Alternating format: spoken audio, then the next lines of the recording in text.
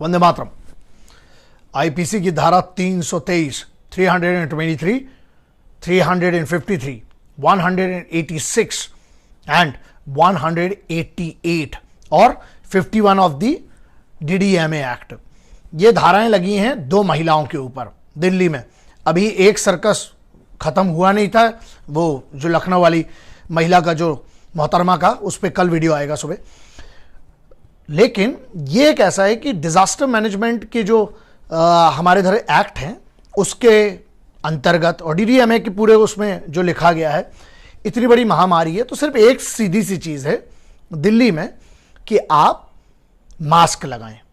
इसके ऊपर 2 महिलाओं ने, एक जो सिविल फोर्स है ना, जो कि पूरा का पूरा मदद करती है सरकार की है, समझ लीजिए आप उसको सेमी गवर्नमेंट बोल सकते हैं, या उसको एक ऐसी ऑर्गेनाइजेशन जो मदद कर रही है, जिनको डिप्यूट किया जाता है, वो लोग अपना काम कर रहे हैं। तो एक महिला को रोका जाता है कि मैडम आप मास्क लगा लीजिए, तो उनका ईगो हर्ट हो जाता है ना। ये देश में बहुत बड़ी प्रॉब्लम है, आप सबको वैसे पता ही होगा।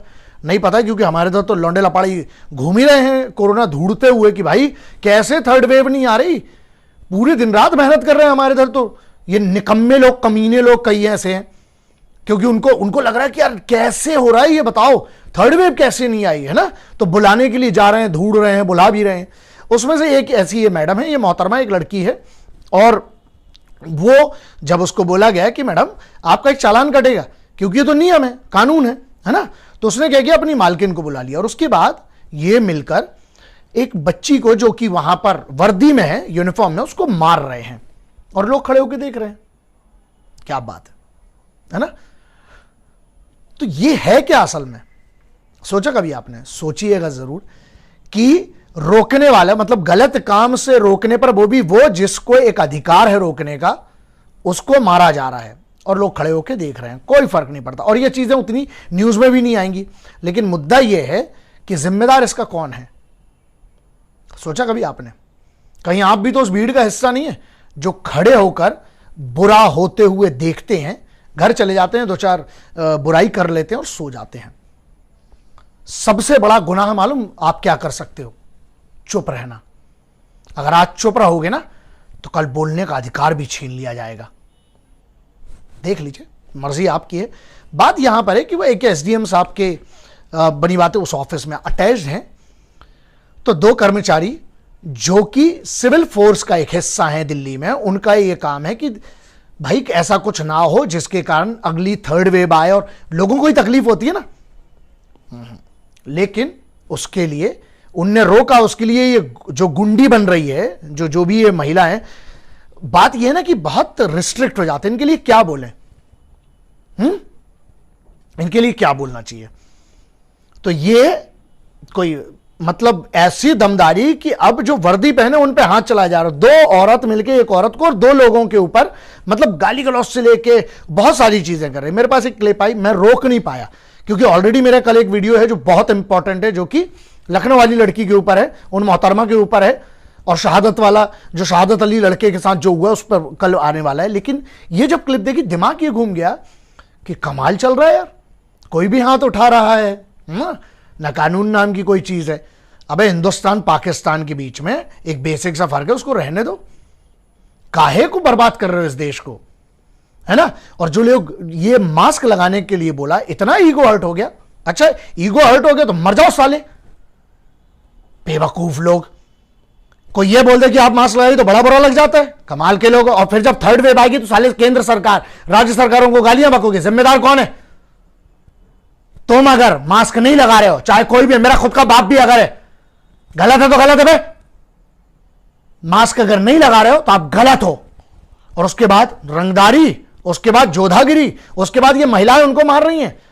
किस टाइप की हैं ये महिलाएं यार? काहे को आप लोग, अच्छा मतलब आप लोग, मुझे लग रहा है कि आप लोग बराबरी तो नहीं कर रहे। मतलब ये तो नहीं कि क्रिमिनल सिर्फ पुरुष ही कैसे होंगे, इसलिए आप देखिए महिलाएं भी निकल चुकी हैं मोर्चा संभालने की। अरे सिर्फ पुरुष कैसे क्रिमिनल हो सकते हैं, हम बड़ा क्राइम करके दिखाएंगे।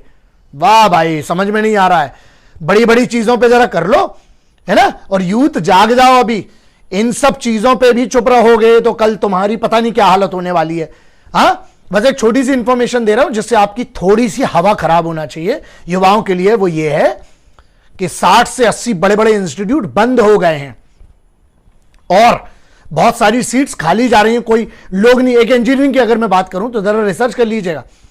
और एक बड़ा मुद्दा यह है, बात यह नहीं है कि युवा कितने हैं, बात बड़ी है कि आप एम्प्लॉयबल हो कि नहीं। क्या आपकी नौकरी लगने के बाद आप काम करने योग्य हो, या आप नौकरी पाने योग्य हो कि नहीं, ये अपने आप से एक सवाल पूछिए। और जो तुम्हें गधा बना रहे हैं इंस्टीट्यूट वाले, उनसे भी सवाल पूछिए कि आप जो पढ़ाई कर रहे हो, चाहे एमबीए कर रहे हो, चाहे एमसीए कर रहे हो, चाहे बीबीए कर रहे हो, चाहे एमएससी कर रहे हो, चाहे इंजीनियरिंग कर रहे हो, बस इतना अपने आप से भी पूछना, उनसे भी पूछना। मतलब समझ गए ना? बाकी तो आप लोग समझदार हैं। ऐसे समय पे चुप जो लोग खड़े हुए हैं, कितने समझदार हैं इस देश में, आप अपना अपना देख लीजिए। मैं आवाज उठाते आया था, हूं और उठाते रहूंगा, क्योंकि मेरे लिए ना, मैं अपनी मां को, इस भारत को, इस वतन को, इस माटी को ना बर्बाद होते नहीं देख सकता। आप, वो आपकी मर्जी है, वो आपका अधिकार होगा।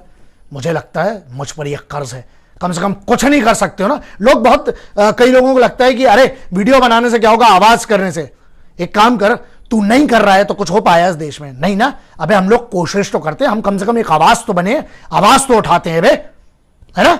और रही बात आवाज की औकात, तो पराजित का शब्द ना, गूगल जैसी ऑर्गेनाइजेशन क्या बताती थी कि पराजित का शब्द यह था कि अंततो गत्वा, जो महाराणा प्रताप है उनको अकबर ने हल्दी घाटी की युद्ध में हरा दिया। अबे 4 घंटे के अंदर एक वीडियो की औकात यह है। अब देखना पराजित का मतलब क्या है, गूगल से उतरवाने की औकात रखते हैं, है ना। तो हम आवाज उठाने की, हमारी सबसे बड़ी ताकत आवाज है, यही किसी की औकात नहीं है दबाने की।